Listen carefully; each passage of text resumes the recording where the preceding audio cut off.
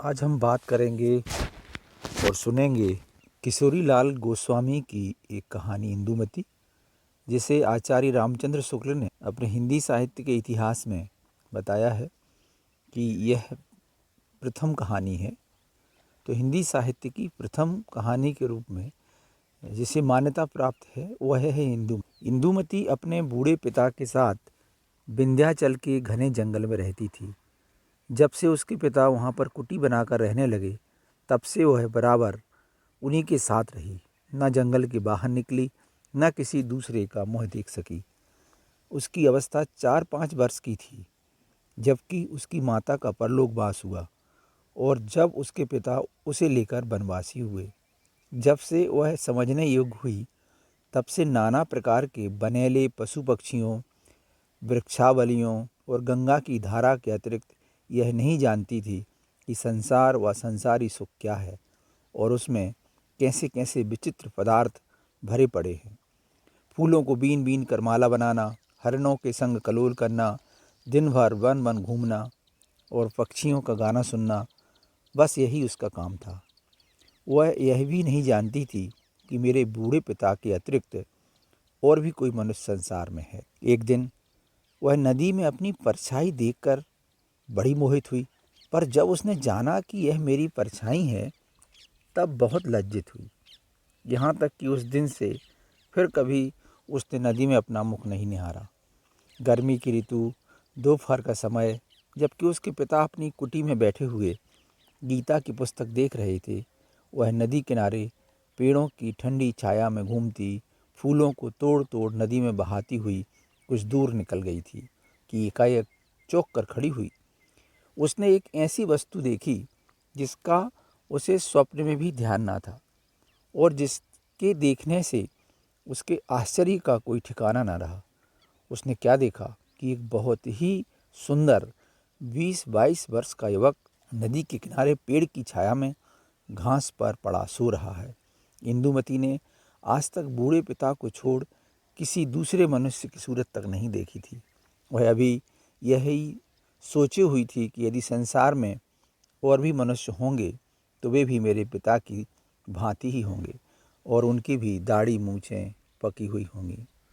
उसने जब अच्छी तरह से आंखें फाड़ फाड़ कर उस परम सुंदर युवक को देखा, तो अपने मन में निश्चय किया कि मनुष्य तो ऐसा होता नहीं, हो ना हो यह कोई देवता होंगे, क्योंकि मेरे पिता जब देवताओं की कहानी सुनाते हैं तो उनके ऐसे ही रूप रंग बतलाते हैं। यह सोचकर वह मन में कुछ डरी और कुछ दूर पेड़ की ओट में खड़ी हो टकटकी बांध उस युवक को देखने लगी।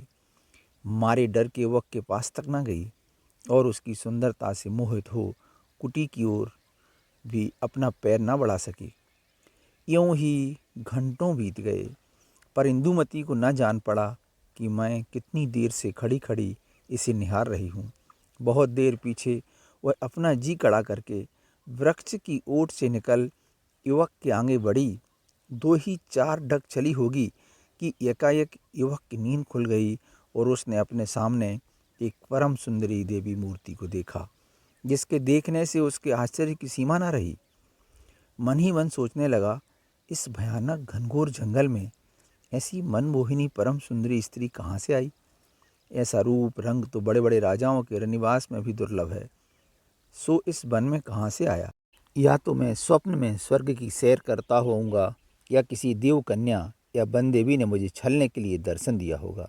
यही सब सोच विचार करता हुआ वह भी पड़ा पड़ा इंदुमती को निहारने लगा। दोनों की रह रहकर आंखें चार हो जाती, जिससे अचरज के अतिरिक्त और कोई भाव नहीं झलकता था। यूं ही परस्पर देखा भाली होते होते एकाएक इंदुमती के मन में किसी अपूर्व भाव का उदय हुआ आया, जिससे वह इतनी लज्जित हुई कि उसकी आंखें नीची और मुख लाल हो गया। वह भागना चाहती थी। चट युवक उठकर उसके सामने खड़ा हो गया और कहने लगा, हे सुंदरी, तुम देव कन्या हो या वनदेवी हो, चाहे कोई हो, पर कृपा कर तुमने दर्शन दिया है तो जरा सी दया करो। ठहरो, मेरी बातें सुनो, घबराओ मत। यदि तुम मनुष्य की लड़की हो तो डरो मत। क्षत्रिय लोग स्त्रियों की रक्षा करने के सिवा बुराई नहीं करते। सुनो, यदि तुम सचमुच बंधे भी हो तो कृपा कर मुझे इस वन से निकलने का सीधा मार्ग बता दो। मैं विपत्ति का मारा 3 दिन से इस वन में भटक रहा हूँ, पर निकलने का मार्ग नहीं पाता। और जो तुम मेरी ही भांति मनुष्य जाति की हो तो मैं तुम्हारा अतिथि हूँ। मुझे केवल आज भर के लिए टिकने की जगह दो, और अधिक मैं कुछ नहीं चाहता। युवक की बातें सुनकर इंदुमती ने मन में सोचा कि तो क्या ये देवता नहीं है, हम लोगों की ही भांति मनुष्य है। हो सकता है, क्योंकि जो ये देवता होते तो ऐसी मीठी मीठी बातें बनाकर अतिथि क्यों बनते। देवताओं को कमी किस बात की है, और वे क्या नहीं जानते जो हमसे वन का मार्ग पूछते। तो यह मनुष्य ही होंगे, पर क्या मनुष्य इतने सुंदर होते हो और ऐसी मीठी बातें करते हैं। आहा, एक दिन में जल में अपनी सुंदरता देखकर ऐसी मोहित हुई थी, किंतु इनकी सुंदरता के आगे तो मेरा रूप रंग निरा पानी है।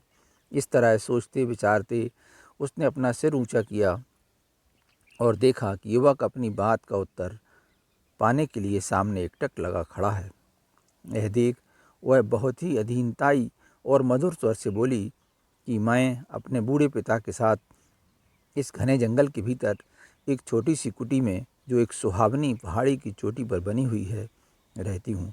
यदि तुम मेरे अतिथि होना चाहते हो तो मेरी कुटी पर चलो। जो कुछ मुझसे बनेगा, कंदमूल फल फूल और जल से तुम्हारी सेवा करूँगी। मेरे पिता भी तुम्हें देखकर बहुत प्रसन्न होंगे। इतना कहकर वह युवक को अपने साथ ले पहाड़ी पगडंडी से होती हुई अपनी कुटी की ओर बढ़ी। उसने जो युवक से कहा था कि मेरे पिता भी तुम्हें देखकर बहुत प्रसन्न होंगे, सो केवल अपने स्वभाव के अनुसार ही कहा था, क्योंकि वह यही जानती थी कि ऐसी सुंदर मूर्ति को देखकर मेरे पिता भी मेरी भांति आनंदित होंगे। परंतु कुटी के पास पहुंचते ही उसका सब सोचा विचारा हवा हो गया। उसके सुख का सपना जाता रहा, और वह जिस बात को ध्यान में भी नहीं ला सकती थी वही आगे आई, अर्थात वह बुढ़ा अपनी लड़की को पराये पुरुष के साथ आती हुई देखकर मारे क्रोध के आग हो गया, और अपनी कुटी से निकल युवक के आगे खड़ा हो यूँ कहने लगा, अरे दुष्ट, तू कौन है? क्या तुझे अपने प्राणों का मोह नहीं है, जो तू बेधड़क मेरी कन्या से बोला और मेरी कुटी पर चला आया? तू जानता नहीं कि जो मनुष्य मेरी आज्ञा के बिना इस वन में पैर रखता है उसका सिर काटा जाता है। अच्छा ठहर, अब तुझे भी प्राण दंड दिया जाएगा। इतना कह वह क्रोध से युवक की ओर घूरने लगा। बेचारी इंदुमती की विचित्र दशा थी। उसने आज तक अपने पिता की ऐसी भयानक मूर्ति नहीं देखी थी। वह अपने पिता का ऐसा अनूठा क्रोध देख पहले तो डरी, फिर अपने ही लिए युवा बटोही के बेचारे के प्राण जाते देख जी कड़ाकर बुड्ढे के पैरों पर गिर पड़ी और रो रो कर गिड़गिड़ा कर युवक के प्राण की भिक्षा मांगने लगी, और अपने पिता को अच्छी तरह समझा दिया कि इसमें युवक का कोई दोष नहीं है, उसे मैं ही कुटी पर ले आई हूँ। यदि इसमें कोई अपराध हुआ हो तो उसका दंड मुझे मिलना चाहिए। कन्या की ऐसी अनोखी विनती सुनकर बुढ़ा कुछ ठंडा हुआ और युवक की ओर देखकर बोला कि सुनो जी, इस अज्ञान लड़की की विनती से मैंने तुम्हारा प्राण छोड़ दिया, परंतु तुम यहाँ से जाने ना पाओगे। कैदी की तरह जन्म भर तुम्हें यहाँ रहकर हमारी गुलामी करनी पड़ेगी, और जो भागने का मंसूबा बांधोगे तो तुरंत मारे जाओगे। इतना कहकर जोर से बूढ़ी ने सीटी बजाई, जिसकी आवाज़ दूर दूर तक वन में गूंजने लगी, और देखते देखते 20-25 आदमी हट्टे कट्टे यमदूत की सूरत हाथ में ढाल तलवार लिए बुढ़े के सामने आ खड़े हुए। उन्हें देखकर उसने कहा, सुनो वीरो, इस युवक को आज से मैंने अपना बंधुआ बनाया है। तुम लोग इस पर ताक लगाए रखना, जिससे यह भागने न पावे, और इसकी तलवार ले लो, बस जाओ। इतना सुनते ही वे सब के सब युवक से तलवार छीन सिर झुकाकर चले गए। पर इस नए तमाशे को देख इंदुमती के होश हवास उड़ गए। जब से उसने होश संभाला तब से आज तक बुढ़े को छोड़ किसी दूसरे मनुष्य की सूरत तक नहीं देखी थी, पर आज एकाएक इतने आदमियों को अपने पिता के पास देखकर वह बहुत ही सकपकाई, पर डर के मारे कुछ बोली नहीं। बुढ़े ने युवक की ओर आंख उठाकर कहा, देखो, अब तुम मेरे बंधुए हो। अब से जो मैं कहूँगा तुम्हें करना पड़ेगा। पहला काम तुम्हें यह दिया जाता है कि तुम इस सूखे पेड़ को काट काट कर लकड़ी को कुटी के भीतर रखो। ध्यान रखो, यदि जरा भी मेरी आज्ञा टाली तो समझ लेना कि तुम्हारे धड़ पर विधाता ने सिर बनाया ही नहीं। और इंदुमती, तू भी कान खोल कर सुन ले, इस युवक के साथ यदि किसी तरह की भी बातचीत करेगी तो तेरी भी वही दशा होगी। इतना कहकर बुढ़ा कुटी के भीतर चला गया और फिर उसी गीता की पुस्तक को पढ़ने लगा। बुढ़े का विचित्र रंग ढंग देखकर हमारे युवक के हृदय में कैसे कैसे भावों की तरंगें उठी होंगी, इसे हम लिखने में असमर्थ हैं। पर हाँ, इतना तो उसने अवश्य निश्चय किया होगा कि यदि सचमुच यह सुंदरी इस बुढ़े की लड़की हो तो विधाता ने पत्थर से नवनीत पैदा किया है। निदान बेचारा युवक अपने भाग्य पर भरोसा रखकर कुलाड़ा हाथ में ले पेड़ काटने लगा और इंदुमती पास ही खड़ी खड़ी टकटकी की लगाए उसे देखने लगी। 2 ही 4 बार के टांगा चलाने से युवक के अंग अंग से पसीने की बूंदें टपकने लगीं और वह इतने जोर से सांस लेने लगा जिससे जान पड़ता था कि यदि यूं ही घंटे 2 घंटे वह टांगा चलावेगा अपनी जान से हाथ धो बैठेगा।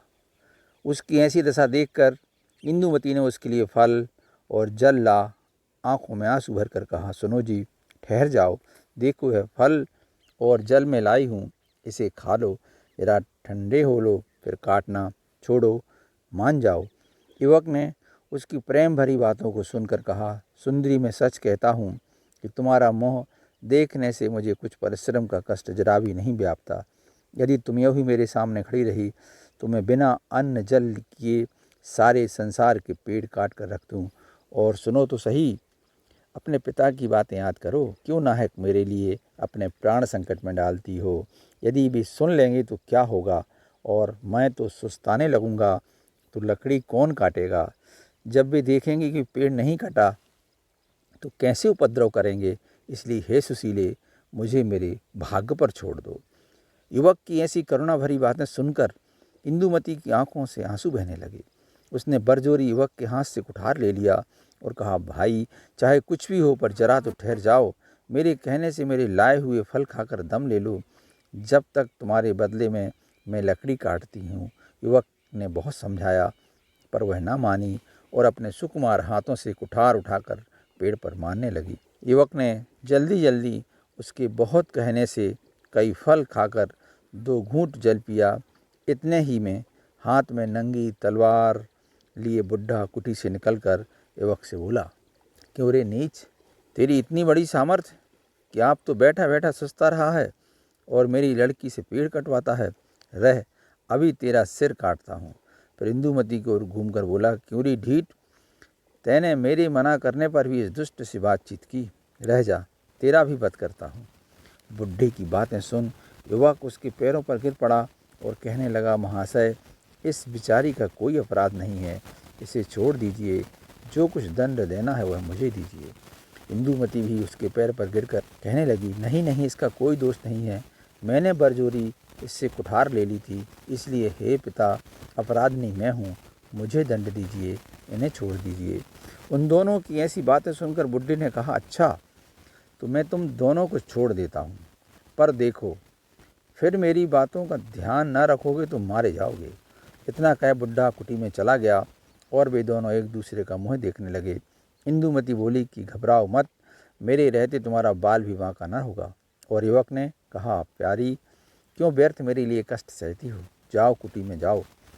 पर इंदुमती उसके मुँह की ओर उदास हो देखने लगी और वह कुठार उठाकर पेड़ काटने लगा। इतने ही में फिर बाहर आकर बुढ़ा बोला, ओ छोकरे, संध्या भई, अब रहने दे, पर देख, कल दिन भर में जो सारा पेड़ ना काट डाला तो देखियो मैं क्या करता हूँ। और सुनती है री इंदुमती, इसे कुटी में ले जाकर सड़े गले फल खाने को और गंदला पानी पीने को दे, परंतु सावधान, मुख से एक अक्षर भी ना निकलने पावे। और सुनवे लड़के, खबरदार, जो इससे कुछ भी बातचीत की तो जीता न छोड़ूंगा। यह कहकर बुढ़ा पहाड़ी पगडंडी से गंगा तट की ओर उतरने लगा और उसके जाने पर इंदुमती मुस्कुराकर युवक का हाथ थामे हुई कुटी के भीतर गई और वहां जाकर उसने पिता की आज्ञा को मैट कर सड़े गले फल और गंदले पानी के बदल अच्छे अच्छे मीठे फल और सुंदर साफ पानी युवक को दिया। और युवक के आग्रह करने पर दोनों ने साथ फलाहार किया। फिर दोनों बुढ़े के आने में देर समझ बाहर चांदनी में एक ही चट्टान पर बैठकर बातें करने लगे। आधी रात बीत चुकी थी। वन में चारों ओर भयानक बनेले जंतुओं के गरजने की ध्वनि फैल रही थी। 4 आदमी हाथ में तलवार और बरछा लिए कुटी के चारों ओर पहरा दे रहे थे। कुटी से थोड़ी ही दूर पर एक ढालुआ चोटी पर 10-12 आदमी बातें कर रहे थे। चलिए पाठक, देखिए ये लोग क्या बातें करते हैं। आहा, यह देखिए, इंदुमती का पिता एक चटाई पर बैठा और सामने 10-12 आदमी हाथ बांधे जमीन पर बैठे हैं। बड़ी देर सन्नाटा रहा। फिर बूढ़ी ने कहा, सुनो भाइयों, इतने दिनों पीछे परमेश्वर ने हमारा मनोरथ पूरा किया। जो बात एक प्रकार से अनहोनी थी सो आपसे हो गई। यह परमेश्वर ने ही किया, नहीं तो बेचारी इंदुमती का बेड़ा पार कैसे लगा। देखो, जिस युवक की रखवाली के लिए आज तीसरे पहर मैंने तुम लोगों से कहा था, वह अजयगढ़ का राजकुमार, या यूँ कहो कि अब राजा है। इसका नाम चंद्रशेखर है। इसके पिता राजशेखर को उसी बेईमान काफिर इब्राहिम लोधी ने दिल्ली में बुला विश्वासघात कर मार डाला था। तब से यह लड़का इब्राहिम की घात में लगा था। अभी थोड़े ही दिन हुए जो बाबर से इब्राहिम की लड़ाई हुई, उसमें चंद्रशेखर ने वेश बदलकर इब्राहिम की सेना में घुसकर उसे मार डाला। यह बात कहीं एक सेनापति ने देख ली और उसने चंद्रशेखर का पीछा किया। निदान वह भागा और कई दिन पीछे उसे द्वंद्व युद्ध में मार अपने घोड़े को गंवा राह भूलकर अपने राज्य की ओर न जाकर इस ओर आया और कल मेरी कन्या का अतिथि बना। आज उसने यह सब ब्यौरा जलपान करते करते इंदुमती से कहा, जिसे मैंने आड़ में खड़े होकर सब सुना। वे दोनों एक दूसरे को जी से चाहने लगे हैं। तो इस बात के अतिरिक्त और क्या कहा जाए कि परमेश्वर ही ने इंदुमती का जोड़ा भेज दिया है और साथ ही उस दयामय ने मेरी भी प्रतिज्ञा पूरी की। इतना सुनकर सभी ने जय ध्वनि के साथ हर्ष प्रकट किया और बूढ़ा फिर कहने लगा, मेरी इंदुमती 16 वर्ष की हुई। अब उसे कुंवारी रखना किसी तरह उचित नहीं है। और ऐसी अवस्था में जबकि मेरी प्रतिज्ञा भी पूरी हुई, इंदुमती के योग्य सुपात्र वर भी मिला। उसने इंदुमती से प्रतिज्ञा की है कि प्यारी, मैं तुम्हें प्राण से बढ़कर चाहूँगा और दूसरा विवाह भी न करूँगा, जिससे तुम्हें सौत की आग में न जलना पड़े। भाइयों देखो, स्त्री के लिए इससे बढ़कर कौन सुख देने वाली बात है। मैंने जो चंद्रशेखर को देखकर इतना क्रोध प्रकट किया था, उसका आशा यही था कि यदि दोनों में सच्चा प्रीति का अंकुर जमेगा तो मैं दोनों का ब्याह कर दूंगा। और जो ऐसा ना हुआ तो युवक आप डर के मारे भाग जाएगा। परंतु यहाँ तो परमेश्वर को इंदुमती का भाग्य खोलना था और ऐसा ही हुआ। बस कल ही मैं दोनों का ब्याह करके हिमालय चला जाऊंगा और तुम लोग वर कन्या को उनके घर पहुंचाकर अपने अपने घर जाना। 12 वर्ष तक जो तुम लोगों ने तन मन धन से मेरी सेवकाई की, उसका ऋण सदा मेरे सिर पर रहेगा और जगदीश्वर इसके बदले में तुम लोगों के साथ भलाई करेगा। इतना कहकर बुढ़ा उठा खड़ा हुआ और वे लोग भी उठे। बुढ़ा कुटी की ओर घूमा और वे लोग पहाड़ी के नीचे उतर गए। आहा प्रेम, तू धन्य है। जिस इंदुमती ने आज तक देवता की भांति अपने पिता की सेवा की और भूलकर भी कभी आज्ञा न टाली, आज वह प्रेम के फंदे में फंसकर उसका उल्टा बर्ताव करती है।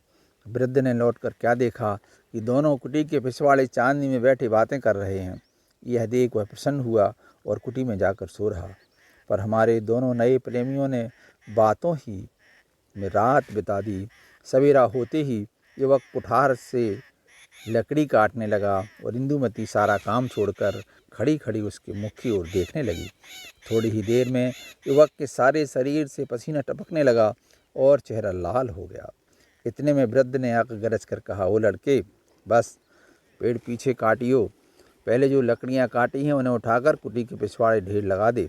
इतना कहकर बुढ़ा चला गया और युवक लकड़ी उठा कर कुटी के पीछे ढेर लगाने लगा। उसका इतना परिश्रम इंदुमती से ना देखा गया और बड़े प्रेम से वह उसका हाथ थामकर बोली, प्यारे ठहरो, बस करो, बाकी लकड़ियां मैं रखाती हूँ। हाय, तुम्हारा परिश्रम देखकर मेरी छाती फटी जाती है। प्यारे, तुम राजकुमार होकर आज लकड़ी काटते हो, ठहरो, तुम सुस्ता लो। युवक ने मुस्कुराकर कहा, प्यारी सावधान, ऐसा भूल कर भी ना करना। अपने पिता का क्रोध याद करो। अब कि उन्होंने तुम्हें लकड़ी उठाते या हमसे बोलते देख लिया तो सर्वनाश हो जाएगा। इतना सुनकर इंदुमती की आंखों में आंसू भर आए। वह बोली, प्यारे मेरे पिता का तो बहुत अच्छा स्वभाव था, सो तुम्हें देखते ही एकदम से ऐसा बदल क्यों गया? वह तो ऐसे नहीं थे। अब उन्हें क्या हो गया? आज तक मैंने उन्हें कभी क्रोध करते नहीं देखा। खैर जो होए, पर तुम ठहरो, दम ले लो, तब तक मैं इन लकड़ियों को फेंक देती हूँ। युवक ने कहा, प्यारी क्या राक्षस हूँ कि अपनी आंखों के सामने तुम्हें लकड़ी ढोने दूंगा? हटो, ऐसा नहीं होगा। सच जानो, तुम्हें देखने से मुझे कुछ भी कष्ट नहीं जान पड़ता। इंदुमती ने उदास होकर कहा, हाय प्यारे, तुम्हारे दुख देखकर मेरे हृदय में ऐसी वेदना होती है कि क्या कहूँ। जो तुम इसे जानते हो तो ऐसा ना कहते। पीछे लता मंडप में खड़े खड़े वृद्ध ने दोनों की बातें सुनकर बड़ा सुख माना, पर अंतिम परीक्षा करने के अभिप्राय में नंगी तलवार ले सामने आ गरज कर कहा, इंदुमती, कल से आज तक तैने मेरी सब बातों का उल्टा बर्ताव किया। फल और जल की बात याद कर और तू फिर इससे बात करती है। देख अब तेरा सिर काटता हूँ। कहकर ज्यों ही वह इंदुमती की ओर बढ़ा, चट युवक उसके पांव पकड़कर कहने लगा, आप अपने क्रोध को दूर करने के लिए मुझे मारिए। सब दोष मेरा है, मैं दंड योग्य हूँ। यह सब निरपराधनी मेरा सिर आपके पैरों पर है, काट लीजिए, पर मेरे सामने एक निरपराध लड़की के प्राण न। वृद्ध ज्यों ही अपनी तलवार युवक की गर्दन पर रखना चाहता था, इंदुमती पागल की तरह उसके चरणों पर गिर बिलख बिलख कर रोने और कहने लगी, पिताजी, जो मानना ही है तो पहले मेरा सिर काट लो, तो फिर पीछे जो जी में आवे सो करना। इतना सुन बुढ़ी ने तलवार दूर फेंक दी और दोनों को उठा गले लगाकर कहा, बेटी इंदुमती, धीरज धर और प्रिय वत्स चंद्रशेखर, खेद दूर करो। मैंने केवल तुम दोनों के प्रेम की परीक्षा लेने के लिए सब प्रकार का क्रोध का भाव दिखलाया था। यदि तुम दोनों का सच्चा प्रेम ना होता तो क्यों एक दूसरे के लिए जान पर खेलकर क्षमा चाहते? और सुनो, मैंने छिपकर तुम्हारी सब बातें सुनी हैं। तुमसे बढ़कर संसार में दूसरा कौन है जो इंदुमती के बर बनने योग्य होगा? सुनो, देवगढ़ मेरे पुरखाओं की राजधानी थी। जबकि इंदुमती 4 वर्ष की थी, पापी इब्राहिम ने मेरे नगर को घेर यह कहलाया, या तो अपनी स्त्री यानी कि इंदुमती की माँ को भेज दो या जंग करो। यह सुनकर मेरी आंखों में खून उतर आया और उसके दूध को मैंने निकलवा दिया। फिर क्या पूछना था? सारा नगर यवन हत्यारों के हाथ से शमशान हो गया। मेरी स्त्री ने आत्महत्या की और मैं उस यवन कुल कलंक से बदला लेने की इच्छा से 4 वर्ष की अबोध लड़की को इस जंगल में आकर रहने लगा। मेरे कृतज्ञ सरदारों में से 50 आदमियों ने सर्वस्व त्याग कर मेरा साथ दिया और आज तक मेरे साथ हैं। उन्हीं लोगों में से कई आदमियों को तुमने कल देखा था। बेटा चंद्रशेखर, 12 वर्ष हो गए, पर ऐसी सावधानी से मैंने इस लड़की का लालन पालन किया कि इसे पढ़ाया लिखाया कि जिसका सुख तुम्हें आप आगे चलकर इसकी सुशीलता से जान पड़ेगा। और देखो, मैंने ऐसे पहरे में रखा है कि कल के सिवा और कभी इसने मुझे छोड़कर किसी दूसरे मनुष्य की सूरत न देखी। मैंने राजस्थान के सब राजाओं से सहायता मांगी और यह कहलाया कि जो कोई दुष्ट इब्राहिम का सिर काट के लावेगा उसे अपनी लड़की ब्याह दूंगा। पर हाँ, किसी ने मेरी बात न सुनी और सभी मुझे पागल समझकर हंसने लगे। अंत में मैंने दुखी होकर प्रतिज्ञा की कि जो कोई इब्राहिम को मारेगा उसी से इंदुमती ब्याही जाएगी, नहीं तो यह जन्म भर कुंवारी ही रहेगी। सो परमेश्वर ने तुम्हारे हृदय में बैठकर मेरी प्रतिज्ञा पूरी की। अब इंदुमती तुम्हारी हुई और आज मैं बड़े भारी बोझ को उतार कर आजन्म के लिए हल्का हो गया। इतना कहे बुड्ढे ने सीटी बजाई और देखते देखते 50 जवान हथियारों से सजे घोड़ों पर सवार आ खड़े हुए। उनके साथ एक सजा हुआ घोड़ा चंद्रशेखर के लिए और एक सुंदर पालकी इंदुमती के लिए थी। इसी समय बुड्ढे ने दोनों का विवाह कर उन वीरों के साथ विदा किया और आप हिमालय की ओर चला गया। आहा, जो इंदुमती इतने दिनों तक वन विहंगनी थी, वह आज घर के पिंजरे में बंद होने चली। परमेश्वर की महिमा का कौन पार पा सकता है? इस कहानी का प्रकाशन सरस्वती पत्रिका में सन 1900 में हुआ था।